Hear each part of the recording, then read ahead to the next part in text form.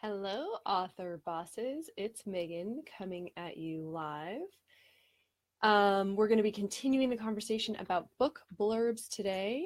If you are on the call, go ahead and let me know. Say hello. Give me a mic check. I am going to get us shared up in the Author Like a Boss Facebook group. If you're watching from somewhere else, make sure you join that group. It's where you can hang out with other authors, get coaching from me and Ella, have lots of fun, get lots of great tips, and, generally just author like a boss. So if you're watching from somewhere besides that group, make sure you join Author Like a Boss, the Facebook group.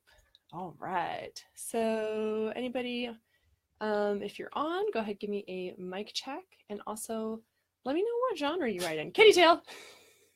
Kitty tail. Let me know what genre you write in and what you're working on right now. But no matter what genre you write in, if you want to author like a boss, you need to have a book blurb that sells your book.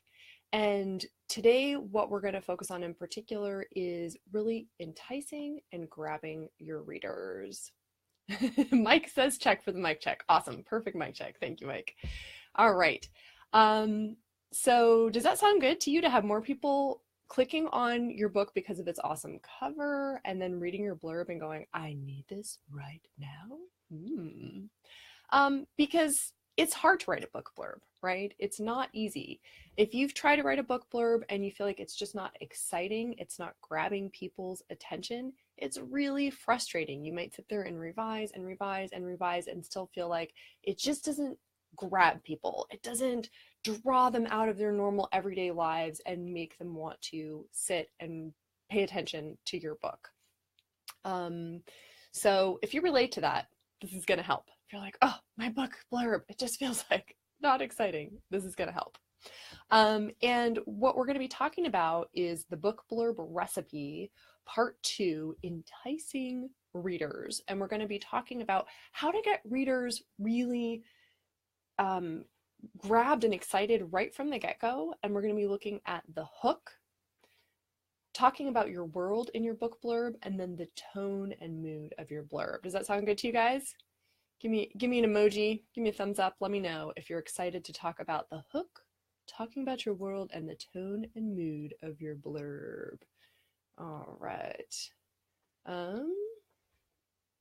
Okay, contemporary fiction. Hey, Cassie. Hey, Melissa. Hey, Marie.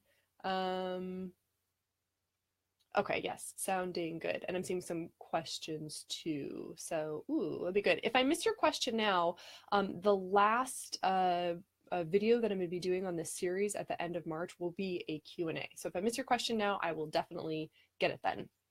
All right, let's jump in and talk about the first part of grabbing readers in this recipe, and that's starting with a hook.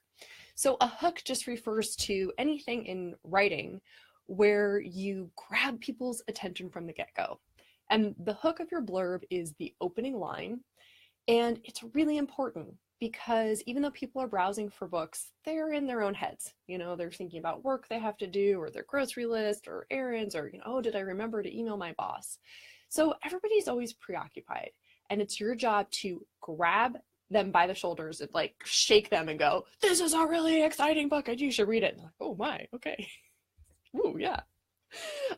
But instead of doing that with violence, what you're going to do is help readers immediately connect to your story in some way. Now, there are a lot of options for doing this. So that's good news. If you've been looking at book blurbs and you're like, oh, I really like the way so-and-so did that, but it wouldn't work for my book and my genre, it's okay.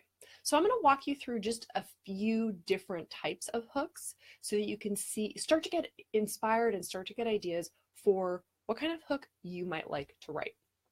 Okay, one really common type of hook is something that's like a prelude to the story, or something that just outright delivers the overarching theme or premise so that people are like, oh yeah, okay, I know exactly what's going on, and they can tune in. Here are a couple of examples of that. This one is from a thriller. This is the first line of the blurb. 13 years ago, someone did something very bad to Anna. Now it's her turn to get even. If you're a thriller reader, that probably grabs you. You're like, ooh, revenge and darkness, and I'm ready. Here's one, though, from a cozy mystery. In the wake of an unthinkable family tragedy, 12-year-old Flavia DeLuce is struggling to fill her empty days. Like, gives you the premise right off the bat. Okay, so start digesting those. Is that something you think you could use for your book, giving the premise, giving some kind of prelude to the story? If not, check out the second one. The second type of hook I recommend is using your book tagline. If you have come up with a tagline for your book that summarizes why the whole thing is exciting in just one sentence or just one line, you might consider using that for your hook. Here's an example from a YA epic fantasy. 2 girls, 2 kingdoms, 1 destiny. If you're an epic fantasy reader, you're like, okay, I want to read the rest of the blurb now. Here's another one also from YA epic fantasy. Would you die to live again? Ooh, it's the tagline for the book, but it's also a question that doesn't immediately make sense, in like normal life. And so we have to keep reading to find out why. Okay, so consider that option, your book tagline, as the start. And then it goes into, the rest of your blurb. Here's another one, jumping into the character. Here's an example from romance. Single and pregnant museum worker Melanie voices an idle wish while examining a Scottish artifact that a Highland warrior would sweep her off her feet and help her forget her cheating ex. So if you're a romance reader and you can connect that immediately with the main character of this romance, you're going to read the rest of that blurb. It's kind of a long sentence, but it immediately lets you connect with that character and you're like, ooh, what will happen with her Highland man? Okie doke. And here's another jump into the character moment from a cozy mystery. Thanksgiving has a way of thawing the frostiest hearts in Lake Eden, but that won't be happening for newlywed Hannah Svensson Barton, not after her husband suddenly disappears, right? So we're like drawn to her, we connect with her. Both of those like connect with the character hooks help us connect by showing a character in a situation that's hard, being single and pregnant and your ex cheated on you and now he's gone, having your husband disappear on Thanksgiving. Give me an emoji or a thumbs up in the comments. Can you imagine using one of those kinds of hooks? Can you think of either doing a tagline, like the prelude or the premise of your story, or connect with character? Any of those that you connect with? Let me know in the comments. Ooh, or just with a thumbs up. So yeah, and those are just some of the options. Those are not the only ones. And, I'm talking about a book blurb recipe because that's something that you can reliably use to just take like in its standard form and apply it to your book. But of course, the way to get the best book blurb is to start with a recipe and then personalize it and get it just right for your story, and that's the kind of hands-on help that Ella and I love to give you in the Author Boss Academy. We'll be doing a live training tomorrow, and you can find out more about the Academy, and I'll put a link in later if you're interested in that. But, if you're like, these all sound interesting, I don't know which one's right for me, that's a time when getting customized and personalized help could really be the best way to move forward. All right, but are you guys seeing how you're not locked into just one kind of hook? You're seeing how there's options. We're good to go? Because I want to take you to the next part of enticing the reader with presenting your world. When somebody reads your book blurb, your world should really come through strongly. It might be something that ends up in the hook. That might be how you draw readers in because, the world itself is just so different and so cool that it makes a great hook. But whether or not it's there, it has to come up in the rest of the blurb because we want to know where we are. Are we in the world we know? Are we somewhere completely new and different? What are the rules? What are the stakes? If you watched my video last week, I talked a lot about creating the stakes as a way to help readers know what kinds of scenes they'll be looking at in the book. Is this going to be a lot of scenes of people having meetings and planning and strategizing, or is this going to be like in the war zone and a lot of shooting and explosions? The world is a key part of making readers feel at home, right? So what you want to do is create a vivid picture of the world. But the world doesn't just mean that physical space or the time in which your story takes place. Think about the feel of it. Think about what it's like for your characters to live there. And, if you've read George Orwell's 1984, yes, it's at the time for him, futuristic. Yes, it's, like this totalitarian government, but it's also just so bleak, it's terrifying. Fear permeates everything. And for somebody to enjoy that book, they would have to get from the blurb that's like, give up all hope, ye who enter here. This is going to be dark. This is not going to end well for anybody. So just make sure that you're giving people that sense. And again, this is something that we dive deeper into in the Author Boss Academy, and you can get that help figuring out what is the most intriguing or engaging part of your world and how can you share that. But I want to just kind of give you some questions that you can use on your own, just as a starting place. So you might even do a brainstorm about this, and just whatever thoughts come to mind, write them down and ask yourself questions like, what's the coolest thing about the world of my book? Like, what's something that is just unique, I've never seen in a book before, or it's really interesting, or it's really intriguing? What's the most surprising thing about your world? Maybe you have taken a premise or a genre that's kind of familiar and you just put this interesting twist on it. That's something that would like really draw people in. Or what's the most fun thing about your world? Why will it be so delightful for readers to spend time in this place? So just think through your world and like what would draw readers to it. Now, it doesn't have to be positive, for readers who want to spend time in a place that's like full of suspense or horror or lots of spooky things, put those in. It's whatever would draw your reader. And this might mean you kind of like take a step back and you look at your overall genre. Go, why are people reading my genre? If we're reading epic fantasy, it's because we want to see an adventure and we want to have a quest and we want to see somebody solve big problems. If we're reading a thriller, we want to get spooked out of our minds. If we're reading cozy mystery, we want to just kind of enjoy a puzzle to solve or a riddle. So take a step back, look at your genre, and then think about like putting your world into what do I want to say? Making your world be really engaging for people who love that genre. So that's kind of abstract, but if you know your genre, then you just go, okay, what are the like the feelings that people get from that? Boom, boom, boom, boom, boom, and then do a matchup with like, how does my world give people exactly that? So that's more the concrete steps you could use. So is that making sense? Give me a sense. I know that was a little bit abstract, but does that make sense that you want to invite people into a specific world and you want that world to match what they're expecting from the genre? Marie says, what about mystery and suspense ideas? That's a great question to actually segue us into the next topic, which is tone and mood, because your world is, the space in which your story takes place, but the tone that you write your blurb in is the space that the reader is in while reading the blurb, and it should be a preview of what it's like to be in your world. So if you're writing about mystery and suspense, then as I'm reading your blurb, I should be able to feel the suspense. So I'm going to take you through a couple examples, and then I'm going to tell you something like super, super simplistic that's like a no-brainer trick you guys can use to create mystery and suspense. It works every time. All right.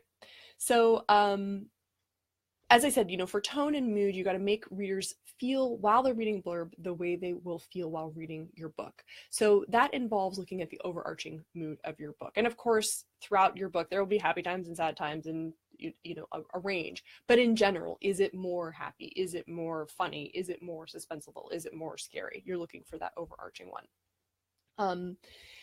So I've grabbed a couple of examples, and I want you guys to listen for the way the tone of each of these blurbs is different, and then we'll look at that secret I mentioned. Okay, so here is a blurb from a book that's a romantic comedy and that is hilarious. It made me literally laugh out loud. And you can tell from the blurb that this is going to have humor. Okay, this is the blurb. Things are going well for Davy Carter. She loves her job and she has a comfortable bed.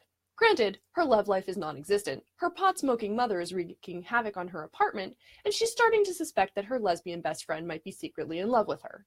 But none of that matters when Davy meets Danny, a kind, loving, intelligent man who just may be the love of Davy's life, until it turns out that Danny is harboring a secret of his own. All right. You can tell that's funny, right? Like, this character thinks life is going well because she has a comfortable bed. You know, it's like her standards are so low, and going into a romance, that's always going to be fun because we're rooting for this character to find, you know, better than just like these terrible guys she's dating at the beginning. And then it goes into the hilarity of her, like, the issues she's dealing with, you know, and her pot smoking mother wreaking havoc on her apartment. So we can get the humor from that. Are you guys hearing that humor? All right. Here's one from a thriller. It starts with this hook. It isn't paranoia if it's really happening. Ooh, great hook. And then we go to the rest of the blurb. Anna Fox lives alone, a recluse in her New York City home, unable to venture outside. She spends her days drinking wine, maybe too much, watching old movies, recalling happier times, and spying on her neighbors. When the Russells move into the house across the way, a father, a mother, their teenage son. The perfect family, but when Anna, gazing out her window one night, sees something she shouldn't, her world begins to crumble, and its shocking secrets are laid bare. What is real? What is imagined? Who is in danger? Who is in control? In this diabolically gripping thriller, no one and nothing is what it seems. Okay, you guys ready for that secret? It's short sentences. That's what adds drama and tension. And lists. So I don't know if you heard it, but in that first blurb I read, that was the humorous book, the author uses longer sentences that add complication in convoluted situations, which is a great way to get humor, right? So the sentence like, granted her love life is non-existent, her pot-smoking mother is wreaking havoc in her apartment, and she's starting to suspect that her lesbian best friend might be secretly in love with her. Those are the perfect elements of like the creating a farce, creating like anything that precedes hilarity ensues, because it's like, oh my gosh, this went wrong, and then this went wrong, and now the sink is leaking, and now the cat ran away, and all of a sudden it's chaos. So longer sentences are great for humor, for things that are complicated. It could be used also for literary fiction where there's a lot of depth and development happening. Short sentences are great for drama and suspense. And in that drama and suspense, there were also all of these questions. What will happen? Who will do this? And also the use of not even full sentences, but just, where was it here? The perfect family, right? Not even a complete sentence. So no fail rule. If you want to add drama and suspense to your blurb, use short sentences. They actually build tension because it makes the reader have to wait to hear what's going to happen next. So Marie, you might give that a try for mystery and suspense. And of course, the world is also given in both of these, to go back to world for a little bit, because we see the kinds of problems that each character is going to deal with, right? So a romantic comedy is where you have to kind of figure out your mom and your friends and things are going haywire. But a thriller is, you know, she sees something out the window and there's shocking secrets, right? So there's both, there's tone and world in there. All right. And again, finding that perfect tone, finding that mood for you is something that it's great to get help with. That's something that we help with in the Author Boss Academy. And I'll be telling you how to find out more about that in just a minute. But first, let's do 2 more examples. I grabbed this one. I thought it was interesting. It's from a young reader epic fantasy, and it's written in first person. And listen to the tone and see if you can spot some of the things that signal it's for young readers. If you saw the cover, you would already know. It's definitely young readers. It's a really cool cover. But here's the blurb. I, Geronimo Stilton, have returned to the kingdom of fantasy on the wings of the phoenix of destiny. Blossom, queen of the fairies, needed my help once again. But Blossom was behaving strangely. She sent me off on quest after magical quest, each one more bizarre and dangerous than the last.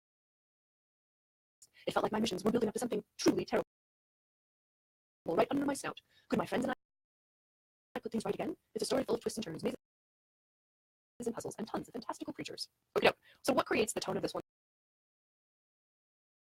that helps us know it's geared toward younger readers? There's some subtle things like alliteration, something truly terrible, right? That would not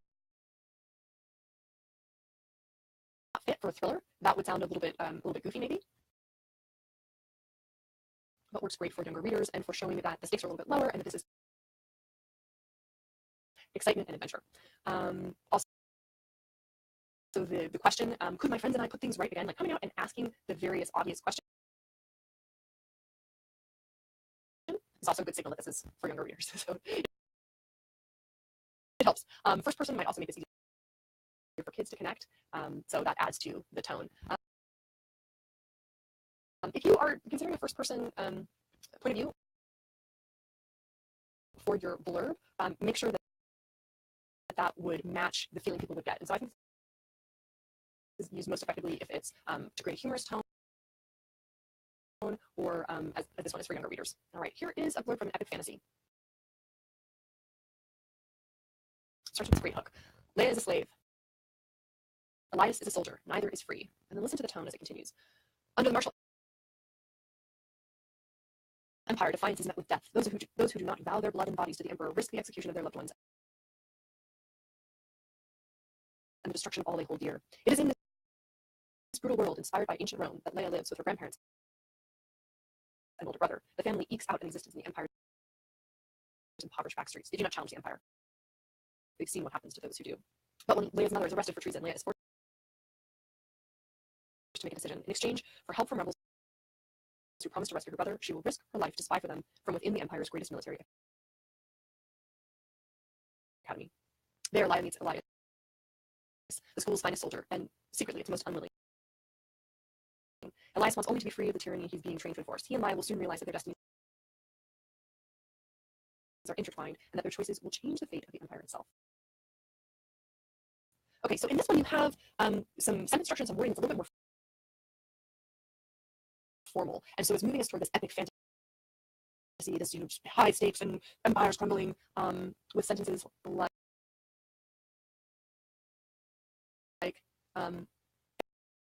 Elias wants only to be free of the tyranny he's being trained to enforce, which is not the formal casual way we would say it, right? So it's elevating the language a little bit, it's putting it in the realm of epic fantasy, and again, giving us just these kind of subtle hints as to the genre and what we would expect. So I'll write you some examples of tone. You heard some about the word choice and even sentence structure. So shorter sentences make great tension, longer